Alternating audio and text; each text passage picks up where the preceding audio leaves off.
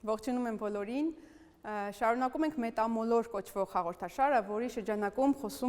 քննարկում ենք տեխնոլոգիական արդի զարգացումների, նվաճումների մասին եւ նաեւ ու հատկապես այն մասին, թե ինչ ազդեցություն է դա թողնում մարդու, մարտանհատի եւ մարդկային հասարակության վրա։ Արդյոք տեխնոլոգիական նվաճումներն ու ձեռքբերումները հանգեցնում են հումանիտար ճգնաժամ եւ ինչ խնդիրներ ու մարտահրավերների առաջ են դնում մարդուն եւ մարդկային հասարակությանը։ Այս շրջանակում ես այսօր կառաջարկեմ խոսենք կամ ավելի շուտ մտածենք գիտության մասին։ Ես ուզում եմ հասկանալ նաև ինքս ինձ համար, թե ինչ է նշանակում զբաղվել գիտությամբ, ինչ սպասելիք եւ պահանջ ունենք այսօրվա գիտությունից, որն է լինելու այսօրվա եւ հատկապես նաև վաղվա գիտությունը, ինչ է նշանակում այսօր այս արհեստական բանականության, այս տեխնոլոգիական զարգացման դարում, ինչ կարիք ունենք մենք գիտությունից։ Եվ մասնավորապես կխոսեմ տեխնոլոգիական versus ընդդեմ հումանիտար գիտության այս կոնտրաստի տեսանկյունից։ Սա ինձ համար իրականում շատ նուրբ նաև անձնական նշանակություն ունեցող թեմա է, եթե մի քիչ կիսվեմ անձնական փորձառությամբ, որտեղ շատ վաղ տարիքից ես այս երկու կոնտրաստի մեջտեղում եմ գտնվել, այն իմաստով, որ մեծացել եմ ավելի բնագիտա-մաթեմատիկական մտածողությամբ միջավայրում, եւ նաեւ մի երկրում եմ, որտեղ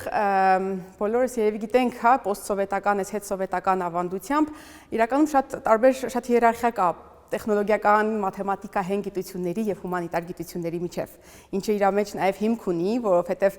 սովետական ազդեցությամբ հումանիտար գիտությունները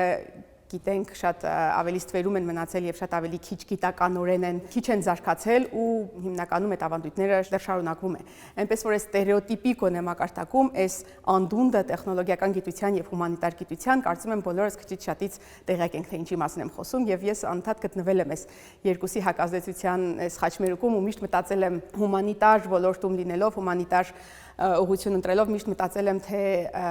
ինչ է նշանակում լինել հումանիտար ոլորտով զբաղվող, արդյոք սա ավելի անլուրջ է կամ ավելի հեշտ է կամ ավելի պակաս խելացի են հումանիտարները, քան մաթեմատիկները, եթե շատ ստերեոտիպային լեզվով խոսեմ, հա։ Ուրեմն սա ինձ համար այսպես անկեղծ մի քիչ թեմա է, որի մասին նաև շատ առիթ եմ ունեցել մտածելու, երբ որ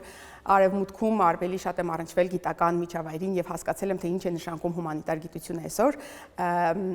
շնորհիվ լեզվաբանության որպես գիտություն, որի ներկայացուցիչն եմ ես։ Այսպես, կուզեի սկսել երևի մտածելուց կամ հետաքրքիր է նաև լսել ձեր կարծիքը, թե եթե մենք փորձենք հասկանալ, թե ինչ դարաշրջանում ենք գտնվում։ Եթե մենք փորձենք ընտրել մի բառ, որով կբնութագրենք այսօրվա դարաշրջանը, որպես էպոխա, ասենց ամբողջ մարդկային գլոբալ քաղաքակրթության համամոլորակային իմաստով, ինչպես կարող ենք նկագրել, ուր ենք հասել մենք որպես տեսակ Homo sapiens, մարդկությունը այսօր ուր է հասել։ Չգիտեմ, եթե կառաջարկեք ինչ-որ sense բանալի բառ կամ մի բառ եթե փորձենք ընտրել, կարծում եմ բոլորս համաձայն ենք, որ շատ ուժեղ տեխնոլոգիական զարգացումների մասին է խոսքը գնում, ավելի քան երբեք մարդկությունը շատ զարգացրել է տեխնոլոգիական առաջընթացը, բայց սա էլ է թույլ բառ, հա, բնութագրելու երևի այսօրվա դարաշրջանը։ Կարծում եմ կհամաձայնվեք, որ այսօրվա դարաշրջանի ամենամեծ թերևս ձեռքբերումներից, ամենաշատ ցնցում առաջացնող այս նորամուծություններից մեկը երևի թերևս արհեստական բանականությունն է, այսինքն ինձ համար ես այդ ձևակերպման եմ եկել, որ այս դարաշրջանը կարող ենք անվանել արհեստական բանականության դարաշրջան, որպես տեխնոլոգիական զարգացման ամենայն կուլմինացիոն պիկային պրոդուկտ, որը նաև ամենաշատ մեծ ցնցումն է առաջացրել բոլորիս համար, այսինքն հեղափոխական sense անցումային վիճակում ենք հիմա post-AI, post-արհեստական բանականություն դարաշրջանում ենք գտնվում եւ սա մի շարք մարտահրավերների առաջ է մեզ կանգնեցրել, որին բոլորս քիչ շատից կարծում եմ առնչվել ենք, առերեսվել ենք։ Իրականում, երբ որ ես մտածում եմ ԱԲ-ի առաջացրած մարտահրավերների մասին, այնքան շատ են ու այնքան տարբեր ու այնքան բազմազան, որ շատ դժվար է իրանց sense ընդգրկում բռնել եւ իրականում շատ նույնիսկ պեսիմիստական ու դեպրեսիվ տպավորություն էֆեկտ կարող է ունենա, երբ որ մարդը սկսում է մտածել արհեստական բանականության այսօրվա վերած մարտահրավերների մասին, հա, շատեր կան հանգիստ թե ինչ է լինելու, ինչ ենք մենք անելու AI-ի այս դարում։ Ուրեմն, քանի որ այս խնդիրները շատ են ու գլխապտույտ առաջացնող գիտական մեթոդը այս դեպքում դասակարգելն է։ Եթե փորձենք դասակարգել այս բազմազան թվացող խնդիրները, գոնե պիտակավորել առանձին խմբերում համակարգել, ես ինքս ինձ համար եկա այս խմբավորման, որ կարելի է երկու մեծ խմբի բաժանել արհեստական բանականության վերած մարտահրավերները։ Խնդիրների մի փունջը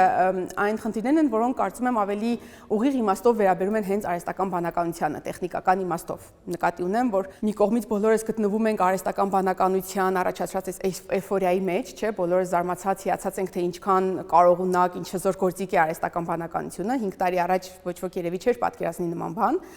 Ուրեմն մի քիչ այս էյֆորիայի մեջ ենք մի կողմից, բայց մյուս կողմից իրականում ինչքան շատ ենք առնչվում արհեստական բանականության հետ, այնքան նաև սկսում ենք զգալ իր թերություններն ու սահմանափակումները։ Եվ սա նաև կախված է այն նպատակից, ինչի համար օգտագործում ենք արհեստական բանականություն, ինչքան բարդացնում ենք արհեստական բանականության հետ մեր աշխատանքը, մեր task-ը, այնքան տեսնում ենք իր սահմանափակությունը։ Հա, ինչքան պրիմիտիվ մակարդակում եք առնչվում առօրյա միգուցե խոսակցական մակարդակում ձեզ կարող է հիացնի, թե ինչ ուժեղ է AB-ն, օրինակ լեզվական մոդելները, որոնք տեքստ են գեներացնում եւ ձեզ հետ խոսում են, բայց եթե փորձում եք ավելի լուրջ բաներ անել արհեստական բանականության հետ, օրինակ գիտական ինչ-որ հարց քննարկել, փորձել ինչ-որ արգումենտացիա մտածել, հասկանում ենք, որ իրականում շատ վտանգավոր, թակարդային, սահմանափակ, անվստահելի գործիք է արհեստական բանականությունը եւ մեծ է թակարդը ու վտանգը, որ ոչ թե ինքը շարունակի լինել գործիք մեր ձեռքին, օրինակ գիտությամբ զբաղվողի ձեռքին, այլ ինքը քեզ դարձնի գործիք կամ դու առանց գալու ընկնես իր թելադրած իր ուղղորդած ուղղության վրա, այսինքն շատ մեծ մտածողական, այսպես գոնություն է պահանջում, շատ մեծ ավելի գիտակցվածություն ու հստակություն է պահանջում արհեստական բանականությունը։ Ուրեմն մի կողմից հա բոլորս այս հիացմունքի եւ էйֆորիայի մեջ ենք արհեստական բանականության բազմակարողության հետ կապված, բայց մյուս կողմից նաև զգում ենք իր սահմանափակումներն ու թերությունները։ Ուրեմն խնդիրների մի փունջը ես կարծում եմ վերաբերում է հենց սրան, ու սրա հիման վրա կարծում եմ կարելի է կանխատեսել, որ եթե իրավամբ այսօրվա դարաշրջանը արհեստական բանականության ձեռքբերման դարաշրջան է, սա մի ուղղություն է, որը դեռ հաստատ երկար է շարունակվելու, այսինքն մարդկությունը դեռ նաև ապագայի դարաշրջանում գտնվելու է արհեստական բանականությունը զարգացնելու, աճեցնելու, ավելի կատարելագործելու այս սխեմայի մեջ։ Հա, եթե փորձեմ կանխատեսում անեմ, կարծում եմ, որ մենք դեռ մեծ ռեսուրսներ ենք ուղղորդելու այս ուղղությամբ արհեստական բանականությունը ավելի հզորացնելու։ Սա մի փունջն էր, ուրեմն երկրորդ փունջը ավելի մարտակենտրոն խնդիրներն են։ Մարտն է որպես խնդիր։ Մարտը մեծ մարտահրավերների առաջ է այսօր կանգնում։ Այն իմաստով, որ մենք բոլորս մեզ հարցնում ենք, թե ինչ է նշանակում այս արհեստական բանականության դարում ինչով ենք մենք անփոխարինելի ի վերջո, հա, մարդը, որ սովոր է իր մասին, հոմո սապիենսը սովոր է իր մասին մտածել որպես անփոխարինելի այս մոլորակի տեր, արհեստական բանականությունը բավական ցնցել է մեր այս պատկերացումները ինքներս մեր մասին, սրա մասին նաև վկայում են այս հաղորդաշարի նախորդ բանախոսությունների լսարանի ուսանողների տված հարցերը, որոնք հիմնականում այդ մոտիվներով են, թե ինչ ենք անելու մեջ, ինչ մասնագիտությունները փոխարինելու արհեստական բանականությունը, ինչ շարունակենք մենք անել, որը չի անի AB-ն։ Այսինքն հիմնական մտահոգությունները սրա մասին են, որն է լինելու մարդու դերը, վաղվա ապագայի մարդու դերը կամ թեկուզ այսօրվա մարդու դերը արհեստական բանականության հետ ինչպես համագոյակցել, ինչպես գտնել այն անելիքը, որը հենց մենք պետք է անենք եւ որը արհեստական բանականությունը չի անի մեր փոխարեն, որն է ի վերջո մարդու դերը եւ արժեքը եւ ինչով է տարբերվում մարդկային բանականությունը արհեստական բանականությունից։ Հա, եթե համաձայն ենք, որ այս երկու փունջը կարող ենք տարբերակել խնդիրների, մարտակենտրոն խնդիրներ եւ հենց տեխնիկական արհեստական բանականությունը դերևս զարգացնելու խնդիրներ, հաջորդ փուլում գալիս է հաջորդ հարցը. ինչ անել։ Ինչպես լուծել այս երկու խնդիրները, որոնք իրականում խնդիրների մեծ փունջ են, հա, իրենց մեջ ներառում են բազմաթիվ այլ ենթախնդիրներ։ Ու այս մասին եմ ես շատ մտածել հենց լեզվաբանության պրիզմայից, հումանիտար գիտությունների պրիզմայից, ու եկել եմ այն Չասեմ համոզման, որտեվ չեմ կարծում, որ սա վերջնական հասունացված միտք է, դեռևս երևի պետք է ձևակերպել ու հստակեցնել, այսինքն սա բոլորիս համար ավելի շատ մտածողական դաշտ կստեղծի, քան պատրաստի գիտելիքներ եմ հիմա ձեզ ասում, բայց կարծում եմ եկել եմ այն լավ նորությանը, լավ լուրին ինձ համար, որ այս երկու խումբը խնդիրների կարելի է իրականում լուծել նույն հիմքով, նույն սկզբունքով։ Այն է շատ ավելի ուշադրություն դարձնել մարտակենտրոն ուսումնասիրություններին ու հետազոտություններին։ Այսինքն մեր խնդիրն ու նպատակն է շատ ավելի լավ հասկանալ, թե ինչ է մարդը, ով է մարդը, իր տարբեր կոմպոնենտներով, հա, ինչ է նշանակում մարդկային բանականություն ի վերջո, որպեսզի դիմագրավենք արհեստական բանականության բերած մարտահրավերներին։ Իսկ ամենալավ գործիքը, որ մեզ օգնում է դա անել, իմ հասկանալով գիտությունն է եւ միշտ եղել գիտությունը։ Այսինքն իմ ընկալմամբ այսօրվա գիտությունը, այսօրվա դարաշրջանը, որ տեխնոլոգիական գիտության զարգացման արդյունք է, եթե համաձայն ենք, որ այսօրվա դարաշրջանի ամենամեծ ձեռքբերումը արհեստական բանականությունն է, որը հիմնվում է տեխնոլոգիական գիտության վրա, շատ ավելի տեսանելի է դարձնում, որ մենք շատ ավելի կարիք ունենք ուշադրություն դարձնել իրականում հումանիտար գիտությունների վրա, ավելի քան նախկինում է եղել։ Եվ այստեղ նաև շատ կարևոր է վերարժևորել ու հասկանալ ինչ է նշանակում հումանիտար գիտություն, որն է հումանիտար գիտության էությունը, ինչ սպասելիք ու պահանջ մենք ունենք հումանիտար կոչվող գիտություններից։ Ուրեմն, եթե այսպես եմ հարցը ձևակերպում, իմ փորձառությամբ լեզվաբանությունը ինձ օգնել է հասկանալ մի բան, որ Ինձ թվում է գիտությունը եւ մարդը, որ սկսում է գիտության միջոցով աշխարհը ճանաչել,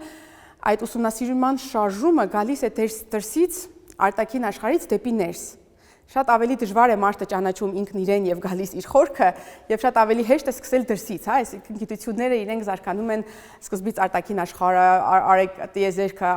արևը, բնությունը, ինչ որ տարբեր այսպիսի կոմպոնենտներ ուսումնասիրելուց, հա, թեկուզ կրոնական կամ էզոթերիկ պատկերացումների տեսքով մեզ վաղ շրջանից ունենք վկայություններ, որ մարդը շատ հետաքրքրվել է այս երևույթներով, հետո քիչ-քիչ միջնադարում ձևավորվել են գիտություններ, ավելի բնագիտություն, հա, երկրի մասին, հողի մասին, տերևի, կենդանու, քիչ-քիչ մարդու ֆիզիոլոգիա, անատոմիա, իսկ ավելի են գիտությունները, որոնք ավելի մարդու խորքն են նայում, շատ ավելի երիտասարդ են, ճիշտ է, հոգեբանությունը կարելի է շատ ավելի երիտասարդ գիտություն է, քան ասենք ֆիզիկան կամ կենսաբանությունը։ Եվ այսօր մի նոր տենդենց եմ ես ինքս այսպես ընկալում հումանիտար գիտությունների մեջ, որոնք ավելի սկսում են կենտրոնանալ մարդկային հենց բանականության վրա, այսինքն փսիխիկայից, այդ հոգեբանական, հուզական, էմոցիոնալ շերտից հետո էլ մարդը սկսել է ավելի ուշադրություն դարձնել մտավոր, բանական, դատողական, հասկացողական, մտածողական այս շերտին, հոմո սապիենսի, այս հարթաչափության վրա ենք այսօր, եւ հումանիտար գիտությունների այսօրվա տալիքը եւ հատկապես վաղվա տալիքը ու մեր պահանջը հումանիտար գիտություններից կարծում եմ հենց այս մակարդակում է լինելու։ Օգնել մեզ հասկանալ, այսինքն ավելի լավ ուսումնասիրել, թե ինչ է նշանակում մարդկային բանականություն։ Եվ սա հասկանալն էլ հենց այն է, ինչ իմ կարծիքով կօգնի հենց այս երկու ֆունկցիային է ծառայում, կօգնի լուծել այդ երկու փնջերը հարցերի։ Եվ մի կողմից լավացնել արհեստական բանականությունը, իր թերությունները, իր սահմանափակումները, այսինքն ավելի կատարելագործել, եւ նաեւ օգնել մարդուն դիմակայել արհեստական բանականության բերած այդ հումանիտար ճգնաժամին վերաբերող խնդիրներին, որովհետև չլինելով մասնագետ, բայց իմ ընկալմամբ արհեստական բանականության այն սահմանը, որտեղ ինքը հասել է եւ դերևս կարիք ունի առաջ գնալու, հենց այն կետն է, որտեղ արհեստական բանականությունը դժվարություն ունի հասկանալու մարդուն։ Հա, երբ որ մենք արհեստական բանականության հետ խոսում ենք, տեքստ են գեներացնում, ChatGPT-ն շատ լավ հասկանում է ձեր լեզվական տեքստը եւ տեքստի նշանակությունը, բայց շատ ավելի դժվար է հասկանում, թե տեքստի հետևի մարդը ինչ մտադրություններ ունի, ինչ նպատակ ունի, ինչպես է մտածում, ինչպես է դատում։ Այսինքն շատ հեռու ենք դեռ ասելուց, որ արհեստական բանականությունը դատում է եւ մտածում է մարդու նման եւ հասկանում է մարդու մտածողությունը։ Այսինքն ստեղ այդ նուրբ միաթակասություն կա լեզու եւ մարդ երևույթների միջև։ Կարող ենք ասել, որ լեզուն շատ ավելի հասանելի է արհեստական բանականությանը, քան մարդը։ Ու սա մի երկվություն է, որը ես ինքս լեզվաբանության մեջ զգացի։ Երբ որ ես նայում եմ լեզվաբանության որպես գիտության զարգացման ընթացքին, ես տեսնում եմ, որ սա մի գիտություն է, որը ձևավորվել է մոտ 100-120 տարի առաջ, որի նպատակը եղել է ուսումնասիրել լեզուն որպես մարդուց անկախ համակարգ, հա, իր քերականությամբ, բառերով, նշանակություններով եւ այլն, որպես ինքնաբավ, ինքնանկախ համակարգ, եւ այսօր լեզվաբանությունը վերաձևակերպվում է արդեն որպես մի այլ տեսակի գիտություն, որի նպատակը ոչ թե լեզուն է այդքան, այլ լեզվի միջոցով մարդուն հասկանալը։ Լեզուն այսօր ավելի քան նախկինում լեզվաբանության մեջ պատուհան է դեպի մարդկային մտքի գործունեություն։ Այսինքն նույնիսկ այս մի գիտակարգի մակարդակով զգում ենք այդ շարժումը, այդ սխեման գիտության զարգացման դեպի ավելի ճանաչողական գիտություններ, ավելի մարդակենտրոն գիտություններ, կոգնիտիվ գիտություններ։ Հա, լեզվաբանությունը այսօր ավելի քան երբևէ իր տեսակով կարծում եմ այդ միջգիտակարգային այդ նոր մոդեռն տեսակին է պատկանում, որը կարող ենք անվանել ճանաչողական կամ մարդակենտրոն կամ հումանիտար բառի ամենաիսկական, ամենաօթենտիկ իմաստով, ավելի քան եղել է ի սկզբանե։ Եվ եթե սխեման ճիշտ է, ապա ես կարծում եմ, որ սա կարելի է նաև պրոյեկտել այլ գիտակարգերի վրա եւ սրա հիման վրա նաև կանխատեսել, թե ինչպիսին պիտի լինի ապագայի գիտությունը։ Ուրեմն ես հույս ունեմ կամ իմ ցանկալի սցենարն է ապագայի մասին, կամ այդպես եմ տեսնում, որ մարդկությունը պետք է հասկանա, պետք է գիտակցի, որ գիտությունը նախ մի ոլորտ է, որը ամենաանխափան ձևով է դիմակայելու արհեստական բանականությանը, սա հենց այն մարդկային գործունեության այն դաշտն է, որտեղ ամենաշատը մարդու կարիք կա եւ ամենակիչն է արհեստական բանականությունը վիճակի մարդուն փոխարինել, սա կապված այդ մտահոգության հետ, հա, թե ինչ անենք մենք, որ չի կարող անել արհեստական բանականությունը, ավելի քան երբևէ այսօրվա կամ վաղվա մարդուն պետք է ավելի մեծ ռեսուրսներ եւ էներգիա ուղղորդել ուրեմն գիտությանը ընդհանրապես եւ մասնավորապես կարծում եմ հումանիտար գիտությունները պետք է ապագայում ավելի ստվերից դուրս գան եւ շատ ավելի հավաչափ զարգանան։ Ուրեմն այսօրվա խնդիրը, այսօրվա այդ հումանիտար ճգնաժամը ես կարծում եմ, որ կարելի է ձևակերպել այսպես, խնդիրը ոչ թե տեխնոլոգիական զարգացման այս ուժեղ ընթացքից է, այլ նրանից, որ տեխնոլոգիական գիտությունների զարգացումը անհամաչափ է ընթացել հումանիտար գիտությունների կամ ընդհանրապես հումանիտար մտքի զարգացման հետ։ Այդ առումով մեզ ապագայում բոլորիս սպասվում է համաչափություն, ապահովել համաչափություն այս երկու գիտությունների զարգացման մեջ եւ մեր պահանջներն ու սպասելիքները ավելի ճիշտ ձևակերպել հումանիտար գիտությունից, այն է իմ ընկալմամբ խորքային ավելի հստակ հասկանալ, թե ով ենք մենք որպես մարդ, ինչ է նշանակում մարդկային բանականություն իր բոլոր շերտերով ու կոմպոնենտներով, եւ հենց սա էլ հենց այն է ինչ թույլ կտա մի կողմից զարգացնել արհեստական բանականությունը եւ մեր սպասելիքները արհեստական բանականությունից ավելի ուժեղացնել եւ մյուս կողմից օգնել մեզ որպես հասարակություն, որպես մարդ եւ նաեւ որպես անհատ հասկանալ թե որն է մեր դերը, որն է մեր առաքելությունը, որն է մեր անելիքը, ինչ պետք է անենք մենք, որպեսզի ճիշտ համագոյակցենք արհեստական բանականության հետ։ Այսպես կարծում եմ սրանով կարող եմ ամփոփել, միգուցե շատ абստրակտ, եթե խոսեցի, կարող ենք ավելի հստակ իլյուստրացիաների մասին քննարկել հարցերի տեսքով։ Շնորհակալություն շատ։ Ուզում էի հարցնել, ճիշտ է, որ արհեստական բանականությունը այսպես մեծ թռիչք է ապրում, ըստ ձեզ, այն ավելի շատ հիրավխավորում է բնագիտամաթեմատիկական ոլորտը, թե հումանիտար ոլորտը։ Շատ բազմաշերտ հարց է, հստակեցումների տարբեր կարիք ունի։ Արհեստական բանականությունը այսօր այնքան բազմապոտենցիալ է, որ կարծում եմ ոչ մեկը հեռու չի մնացել արհեստական բանականությունից։ Իհարկե տեխնոլոգիական համայնքը ավելի սպეციფიկ ձևով է օգտագործում եւ շատ ավելի դիրեկտ ուղիղ ազդեցության տակ է, դա բոլորս իհարկե հասկանում ենք, մի կողմից, որտեվ իրանք են հետևում սրա ստեղծման եւ նաեւ իրենք են առաջին շահառուները, հնարավոր է ամենաուժեղ օգտագործողները, բայց ես չեմ կարծում, որ կարելի է առանձնացնել մի ոլորտ, որը ավելի հեռու է մնացել եւ այդպես համեմատականներ տանելը ամեն դեպքում ինձ դժվար է անել, բայց տեսնում ենք, որ բոլոր ոլորտներ թափանցել են ընդհանուր մինչեւ բժշկություն, ընդհանուր մինչեւ այնպիսի գիտել ոլորտներ, որոնք մեզ դժվար է պատկերացնել, նախորդ բանախոսություններն էլ հենց սրա մասին էին՝ իրավագիտություն, բժշկություն եւ այլն, բացի տեխնոլոգիական գիտություններից, իսկ ինչով է հումանիտար ոլորտ մտել արհեստական բանականությունը, կարծում եմ բոլորս արդեն զգում ենք հենց այդ լեզվական տեքստի գեներացման մակարդակում, որ մեր մտածելը, մեր միտք հայտնելը, մեր տեքստ կառուցելը մենք հիմա շատ ենք վստահում արհեստական բանականությանը ու շատ մեծ խնդիր է եւ որպես դասախոս բոլորիս համար եւ ձեզ համար որպես ուսանող կամ խնդիր է կամ հակառակը, բայց իրականում շատ մեծ մարտահրավեր է օգտագործել արհեստական բանականությունը այնպես, որ դուք չկորեք իր հետևում։ Երբ որ ուսանողները տեքստ են կազմում արհեստական բանականության միջոցով եւ դա հրամցնում են որպես սեփական աշխատանք, այդտեղ շատ մեծ վնաս կա, որ ձեր եսն է կորում ու արդյունքում դուք եք տուժում, որովհետև ձեր մտածելու կարողությունն է եւ բնազդներն են թուլանում, եւ որովհետև դա վստահում եք արհեստական բանականությանը եւ ինչպես ասեցի, այստեղ շատ թակարդներ կան, որպեսզի դուք հասկանաք, որ ի վերջո դուք եք այն ագենտը, որը օգտագործում է արհեստական բանականությանը որպես գործիք եւ ոչ թե դառնալ արհեստական բանականության գործիք ինքներդ։ Ես ինքս իմ վրա շատ զգում եմ այս ռիսկը շատ մեծ է։ Այսինքն ավելի քան երբևէ մեզ որպես մարդ ընդհանրապես անկախ մեր ոլորտից եւ կարծում եմ հատկապես որպես հումանիտար ոլորտների ներկայացուցիչներ մեր առաջ դրված է այդ խնդիրը շատ ավելի զգոն լինել մտածողական իմաստով, այդ էպիստեմիկ զգոնությունը մտածողական, թե ինչ ենք ուզում, ինչ ենք սպասում, որն է մեր մտքի էությունը, պետք է այնքան ավելի հստակ լինի մեզ համար, որպեսզի դա կարողանանք ճիշտ հասկացնել արհեստական բանականությանը եւ իրանից սպասել այն, ինչ սպասում ենք, որովհետեւ եթե մենք չենք հստակեցնում ինքներս մեզ համար մեր միտքը շատ հասունացած չէ, շատ հեշտ արհեստական բանականությունը ինքը ձեզ միտք կհուշի եւ ձեզ կթվա, որ սա պատրաստի միտք է եւ այդտեղ լիքը թակարդներ են առաջանում, որ շատ չենք գիտակցում, այսինքն շատ ավելի մեծ մարտահրավեր է այսօր հստակ գիտակցել ինչ ենք ուզում, ինչ ենք մտածում, որն է մեր ասելիքը, որն է մեր մտածելիքը, մինչև աշխատել արհեստական բանականության հետ։ Տիկին Ջիվանյան, նախ շնորհակալ եմ հրաշալի մենախոսության եւ բանախոսության համար, հետաքրքիր էր շատ։ Ինձ մի հարց է հետաքրքրում, այսինքն ձեր կարծիքը այդ հարցի շուրջ։ Մենք ասում ենք, որ արհեստական բանականությունը արագ տեմպերով այսպես անխոչնդոտ առաջ է գնում։ Ինչ եք կարծում։ Իհարկե առաջին այսպես խոչնդոտը մեզ համար այն է, որ մենք թուլանում ենք գնալով։ Մեր բանականության ուժերը, ներուժը պակասում է, չնայած գիտենք, որ ասում են մարդը շատ քիչ չափով է օգտագործում իր բանական ներուժը, չգիտեմ, ասում են միջև 5% եւ այլն։ Հիմա ինչ եք կարծում, կգա մի պահ, որ այս մարտահրավերը կհասնի այն կետին, որ մենք կփորձենք, չգիտեմ, ինչ միջոցներով, ենթադրում եմ նաեւ ինչ որ այլ կողմնակի ազդեցությամբ ավելացնել մեր բանականության ուժը։ Ինչ եք կարծում, կգա այդ պահը, թե այսպես մենք այսպես կպարտվենք արհեստական բանականությանը։ Շնորհակալություն։ Ես եմ շնորհակալ հարցի համար, որտեվ կարծում եմ իսկապես դիպուկ բռնել է իմ հիմնական ասելիքի էությունը, որովհետեվ հույս ունեի, որ հենց այդ ուղղությամբ իրականում մտածելու դաշտ կստեղծեմ։ Եթե շատ կարճ անդրադառնամ այդ 5%-ի ուղեղի օգտագործման այդ շատ հայտնի տարածված միֆին, կարծում եմ չարի շատ կենտրոնանալ դրա վրա, դա ավելի շատ երևի հակագիտական համարվող է, իրականում մարդը նույնիսկ ամենափոքր թասկ անելուց, ամենապրիմիտիվ բան անելուց շատ ավելի լայն բազմակենտրոն, այսպես ներգրավվածություն է ուղեղի իրականացնում, քան մենք կարծում ենք։ Ես կարծում եմ, որ այս հարցը շատ տիպուկ ձևակերպում է ռիսկը։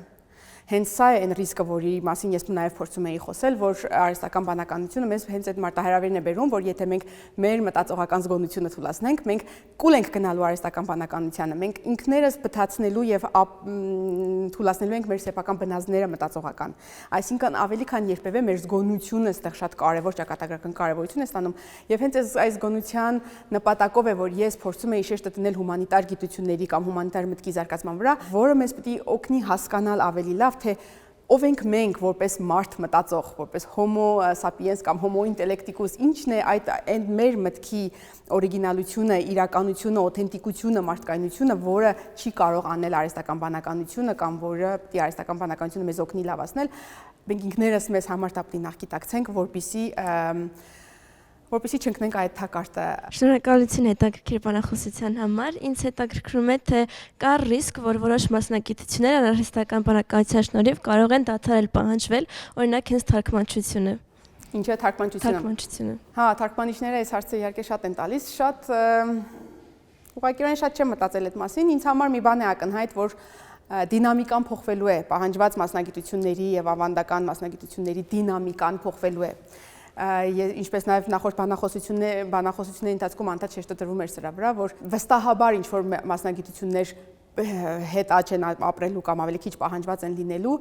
կամ միգուցե ավելի ճիշտ է ասել, որ նույնիսկ եթե իրանք մնալու են, իրանք կարիք ունեն վերաձևակերպելու։ Եվ հենց այս կոնտեքստում ես կարծում եմ թարգմանությունը կարիք ունի, խոսքը չի գնում թարգմանության վերանալու կամ թարգմանիչների վերանալու կամ չվերանալու մասին որպես մասնագիտություն, շատ ավելի այստեղ կարևոր է դառնում, թե թարգմանիչը ով է, ինչ ֆունկցիա պետք է իրականացնի, այսինքն արհեստական բանականությունը վստահաբար թարգմանիչների համար շատ օգնող գործիք է, որը քանակական եւ ժամանակային ու տեխնիկական առումով շատ լավ կարելի է օգտագործել եւ սպասարկել եւ մեր գործի որակը, ձեր գործի որակը լավացնել, եւ էլի այդ նույն սկզբունքով պետք է մտածենք այս հարցի շուրջ, որ իսկապես վերաձևակերպենք, հասկանանք ով է թարգմանիչը, որն է, ինչ ենք սպասում թարգմանչից, թարգմանաբանությունը ու թարգմանությունը կարծում եմ վերաձևակերպելու, վերահասկանալու կարիք ունի, այսինքն հարցը այդքան վերանալու չվերանալու մասին է, ինչքան վերաձևակերպումների, իսկ պատրաստի պատասխան ես չունեմ այս հարցի շուրջ, բայց կարծում եմ, որ որպես մտածողական ընդհանուր սկզբունք սա երևի թե ամենակարևոր սկզբունքն է, որ ես կարող եմ հուշեմ կամ որը ես ինքս ինձ համար եմ օգտագործում, պատրաստի պատասխաններ չունենալ, դեռ չի նշանակում, որ մենք ոչինչ չգիտենք, այսինքն այդ անորոշության վախի մեջ պետք է մնանք, դա նշանակում է, որ մենք պետք է պատրաստ լինենք փոփոխությունների, եւ այդ փոփոխությունները ենթադրում են առերեսում իրականության հետ, առերեսում ինքներս մեզ հետ, մեր պոտենցիալի, մեր կարողությունների եւ վերաձևակերպել, հստակ վերաձևակերպել պահանջներն ու սպասելիքները։ Շնորհակալություն ձեր բանախոսության համար, շատ հետաքրքրությամբ լսեցինք այսօրվա մեր հուզող հարցերի վերաբերյալ ձեր տեսակետը։ Ուզում եմ անդրադառնալ մեր ուսանողու տված հարցին, արդյոք թարգմանչի մասնագիտությունը վերանալու է։ Ես գտնում եմ, որ ոչ, որովհետև գուցե ճշգրիտ գիտությունների թարգմանության բնագավառում կարողանա ինչ-որ մոտ 80%-ով կամ 90%-ով փոխարինել արհեստական բանականությունը, բայց քանի որ ես ինքս գեղարվեստական գործերի թարգմանիչ եմ, կարծում եմ, որ